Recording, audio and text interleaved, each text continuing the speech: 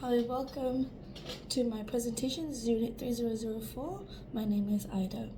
So my chosen topic was What Is It Like to Be Aboriginal by Tui Raven. So I listened to Tui's story with an open mind, what Rinaldi calls Pedagogy of Listening by Rinaldi 2001. I paid close attention to how she paused and expressed emotion, really trying to understand the story.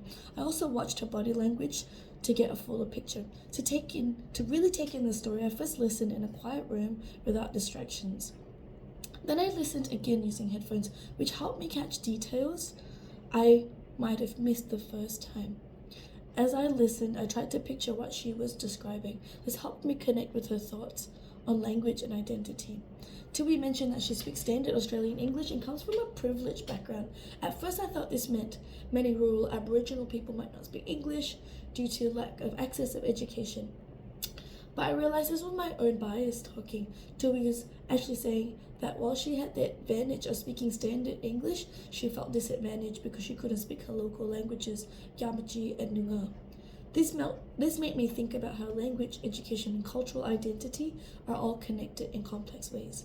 Two parts of Tui's story really stood out to me.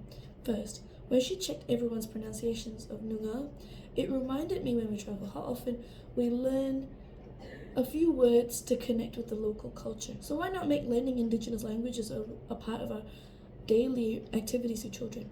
Secondly, I was shocked by the insults Tui faced in her daily life. People have said things to her like, "You look really good for an Aboriginal person," to which she responded, "You look really ugly for a white person." She's also heard, "You smell really good for an Aboriginal."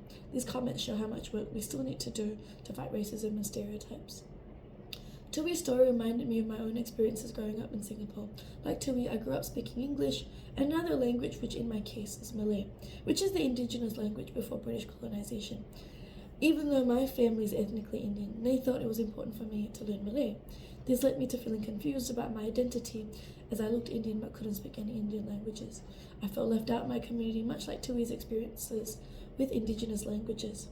Listening to Tui's story showed me how important it is to really hear other people's experiences. As Stronger Stories 2002 says, listening to others' truths helps us understand each other. So only when we begin to create the space for these lived experiences to be heard can we begin to understand and learn from them.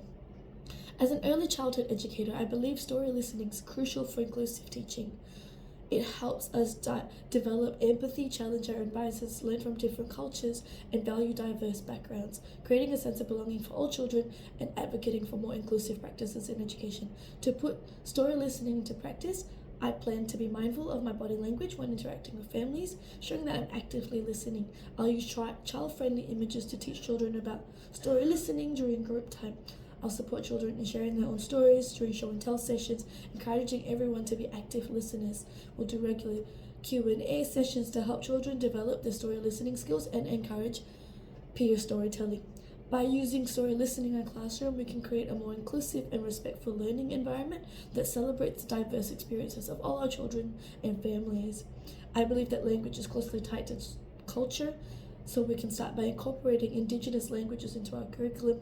This way, these languages become a natural part of children's everyday speech, helping them connect with and understand different cultures from an early age. Thank you for listening.